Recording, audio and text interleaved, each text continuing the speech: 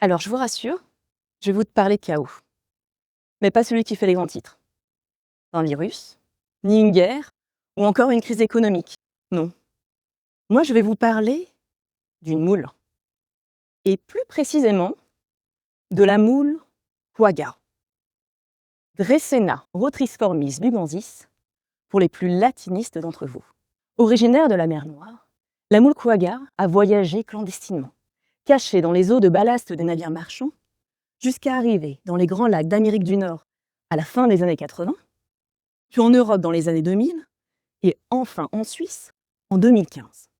Et figurez-vous que rien que ça, c'est extraordinaire. Cette espèce exotique envahissante a survécu à la longue traversée de l'Atlantique dans un milieu peu oxygéné et a remonté à contre-courant le Danube puis le Rhin. Cette espèce exotique envahissante est dotée de propriétés incroyables. En l'occurrence, ses capacités de reproduction, puisque une boule adulte peut produire jusqu'à 1 million de larves par an. Rien qu'à l'échelle du Léman. On estime que sa population peut se chiffrer à 300 000 tonnes. Alors pour vous donner une image, c'est l'équivalent de 600 bateaux de la CGN qui auraient coulé au fond du lac. Cette prolifération massive s'accompagne d'une grande capacité de propagation. Ces larves, en suspension dans l'eau, sont portées au gré des courants et arrivent ainsi à coloniser de nouveaux milieux sans même le chercher.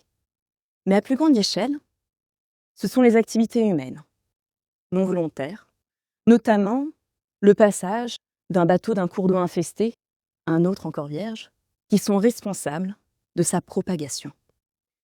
Une fois implantées dans un milieu, elles forment des colonies, ayant l'apparence de tapis qui s'empilent les uns sur les autres, un peu comme un millefeuille. En certains lieux du Léman, ce sont plus de 20 000 individus par mètre carré qui ont été dénombrés. Mais vous vous demandez peut-être pourquoi j'énumère ainsi toutes les grandes capacités de la moule quagga. Eh bien, figurez-vous qu'elle nous livre ici une leçon puissante. La résistance et la résilience ne sont pas une question de force ou de taille. Elles reposent dans la capacité à s'adapter toujours et encore à un environnement qui change et à agir collectivement. Sa force n'est donc pas individuelle, elle est collective. Mais ces propriétés de résilience peuvent aussi semer le chaos. Car comme je vous l'ai dit, elles colonisent tous les substrats, des rochers aux coques de bateaux ou encore d'autres êtres vivants, comme les écrevisses, qui finissent par succomber sous leur poids. À l'état larvaire, elles s'introduisent même dans les conduites lacustres et en se développant, viennent à les obstruer, menaçant ainsi notre approvisionnement en eau potable et en énergie hydrothermique, et représentant des coûts pouvant se chiffrer à plusieurs centaines de millions. Mais les dégâts ne s'arrêtent pas là, car elles filtrent l'eau avec une telle efficacité qu'elle en bouleverse toute la structure et le fonctionnement de l'écosystème. En filtrant l'eau, elle appauvrit le milieu du phytoplancton. Moins de phytoplancton, c'est moins de zooplancton, et donc moins de nourriture pour les poissons. Et par effet domino, ce sont tous les maillons de la chaîne qui se retrouvent impactés. En quelques années seulement, ce petit mollusque d'à peine quelques centimètres peut provoquer un effondrement en cascade. Mais ce ne sont pas les seules responsabilités en fait qui sont liées à ses capacités de filtration. Car en filtrant l'eau, elle la rend plus claire. Bonne nouvelle, me diriez-vous? Eh bien non. Car en filtrant l'eau, elle favorise la croissance de plantes aquatiques, dont certaines peuvent s'avérer toxiques. De plus, ces plantes, en se décomposant, consomment de l'oxygène dans les profondeurs, ce qui entraîne une baisse du niveau de l'oxygène au fond des lacs, et ce qui favorise la prolifération de bactéries, dont certaines toxiques causent le botulisme. Ce phénomène a d'ailleurs été observé en 2007 dans le lac Michigan, entraînant une mortalité massive de poissons et d'oiseaux. Alors, comment la situation va évoluer? Une récente étude basé sur l'évolution de la moule quagga dans les grands lacs américains, prédit que leur population dans les lacs suisses pourrait augmenter par un facteur de 20 d'ici à 2045. Imaginez alors, un léman méconnaissable. Sa surface serait recouverte d'algues toxiques bleu-vertes. Ses rives jonchées de coquilles. Certaines espèces de poissons emblématiques auraient disparu. Les conduites lacustres seraient régulièrement obstruées. Notre approvisionnement en eau potable et en énergie hydrothermique menacé. L'eau serait fréquemment contaminée. Et cela représenterait des coûts exorbitants pour y pallier. Alors, je ne cherche pas à vous faire peur. J'essaie juste d'expliquer quels sont les enjeux à venir. Alors, j'imagine, 2045, ça peut vous sembler bien lointain.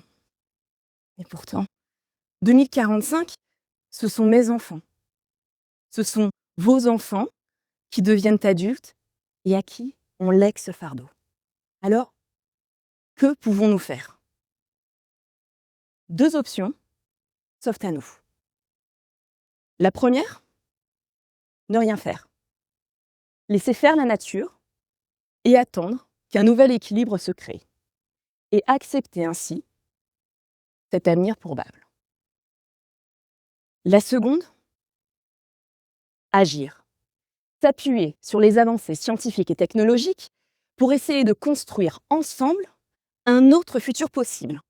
Car non, le chaos n'est pas une fatalité. Il peut être un révélateur. Et c'est ce que la moule quagga a été pour moi. Puisque, pour vous donner un peu de contexte, il y a 3 ans, j'occupais un poste de direction en marketing dans une grande multinationale. Donc autant vous dire que la moule quagga était bien loin de mes préoccupations quotidiennes. Mais le Covid, l'arrivée de mes enfants ont fait naître un sentiment, ce besoin irrépressible de contribuer à créer l'avenir dans lequel ils vont évoluer. Et pour pouvoir leur dire, au moins, j'aurais essayé. Parce qu'au final, c'est ça. C'est construire un autre avenir, ensemble. Et moi, j'ai décidé, en tant que mère, en tant que citoyenne, d'agir. De mettre mes compétences, mon énergie et mes convictions au service d'une mission. Limiter les effets néfastes liés à la prolifération de cette espèce invasive pour restaurer les écosystèmes lacustres et protéger les services écosystémiques. Mais alors, comment je m'y suis prise ? Eh bien, tout simplement en apportant un changement de paradigme. Au lieu d'essayer d'éradiquer la moule quagga, ce qui serait soit dit en passant absolument illusoire, apprendre à cohabiter avec elle. Au lieu de voir ce problème simplement comme un problème écologique, adopter une vision systémique qui permet de voir le problème dans son ensemble, dans sa globalité, sa complexité, avec toutes ses interdépendances et ses interconnexions. Parce que oui, c'est que ainsi qu'on arrive à identifier les acteurs qui peuvent être concernés directement et indirectement, mais également ceux qui pourraient en bénéficier. Et ensemble, nous avons construit un écosystème propice pour la recherche de solutions durables, circulaires et respectueuses de l'environnement. Nous nous appuyons à la fois sur les avancées scientifiques et sur les avancées technologiques pour développer ces solutions. Nous avons par exemple développé un algorithme d'intelligence artificielle qui nous permet, à partir de vidéos prises par un drone aquatique, de déterminer l'ampleur du problème et de suivre son évolution à travers le temps et aussi de déterminer les zones à protéger en priorité. Nous sommes ensuite posé la question de comment concrètement protéger ces zones-là, comme par exemple des zones de frayère de poissons ou encore des lieux aux alentours des prises d'eau. Eh bien, tout simplement en retirant ces moules. Car en les retirant, on redonne de l'espace aux différentes espèces pour les recoloniser. Tous ces macro-invertébrés qui retrouvent en fait l'espace originel qui leur est dû. Les poissons retrouvent de l'espace pour pondre leurs œufs.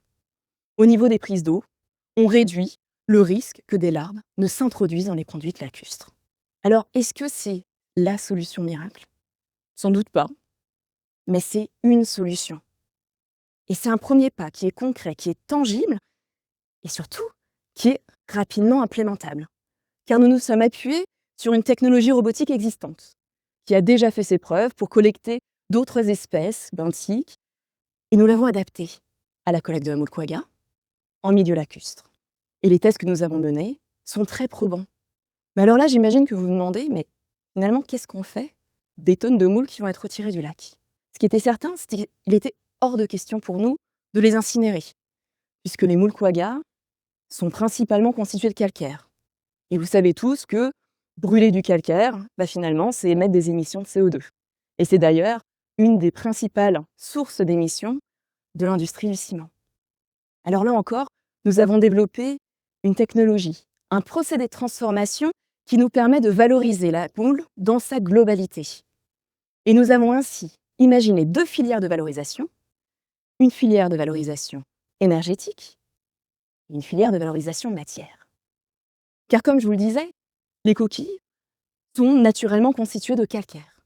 Et nous pouvons ainsi offrir une alternative régénérative au calcaire fossile, non renouvelable, qui est utilisé dans de nombreuses industries. Sa chair, qui quant à elle, peut contenir aussi des polluants, de par les capacités de filtration intrinsèques de la moule, sont transformées en biogaz et servent donc de nouvelles sources d'énergie renouvelable. Alors en fait, nous ne faisons pas que trouver une solution à un problème écologique. Non, nous apportons aussi des solutions, des nouvelles ressources régénératives et circulaires. Mais quand je dis nous, de qui s'agit-il? Eh bien, ce sont tous les gens que nous fédérons autour de ce projet. Ce sont des scientifiques. Ils ne se contentent plus d'observer, d'alerter, mais qui mutualisent leurs compétences pour contribuer à l'émergence de solutions concrètes. Ce sont des ingénieurs qui voient la technologie non pas comme une finalité, mais comme un levier pour mettre l'innovation au service du vivant. Ce sont des partenaires publics qui mobilisent leurs infrastructures et instaurent un cadre légal cohérent et harmonisé qui nous permet de déployer ces solutions au-delà des cantons, au-delà des pays. Ce sont nos partenaires privés qui voient dans cette solution la manière d'accélérer leur transition écologique et qui finalement deviennent eux-mêmes des catalyseurs de solutions régénératives pour demain. Et puis, ce sont les citoyens. C'est vous, c'est moi. Car toutes ces personnes qui mettent à profit leurs compétences pour protéger nos lacs. Car protéger nos lacs, c'est protéger bien plus qu'un simple paysage. Dans les prochaines années, les lacs seront plus essentiels, plus vitaux que jamais. Ils seront une oasis de fraîcheur pour faire face à des épisodes de canicule de plus en plus nombreux. Ils seront une réserve d'eau douce pour faire face à la sécheresse, mais également nous garantir un accès en eau potable durable. Ils seront une réserve de biodiversité dans un monde où justement les écosystèmes sont fragilisés et menacés. Et ils seront un lieu de vie qui rassemble et qui unit au-delà des frontières. Alors, si vous deviez retenir une chose de ce talk, c'est que oui, le chaos est inéluctable. Du chaos naît la résilience. Et de la résilience, ça peut aussi semer le chaos. Donc les deux sont imbriqués. Mais ce qui est important, c'est que nous avons tous le choix entre être de simples spectateurs ou de devenir acteurs. Car nous avons tous la capacité d'agir. Alors agir, ça ne veut pas forcément dire trouver des grandes causes dans lesquelles s'impliquer. Non. Agir, c'est aussi adopter cet état d'esprit qui permet de transformer chaque défi en opportunité, chaque initiative individuelle en opportunité, en action collective. C'est renouer avec cet engagement pour l'intérêt collectif, pour une cause qui nous dépasse. Alors, je vous invite à vous poser 2 questions. À la construction de quel avenir ai-je envie de contribuer? Et qu'est-ce que je peux faire maintenant pour y contribuer? Alors ouais, ça sera peut-être un petit geste, mais comme on dit, un long voyage commence par un pas. Car c'est finalement ça qui nous met en action. Comme quoi parfois, l'arrivée d'une petite moule peut bouleverser le monde. Merci.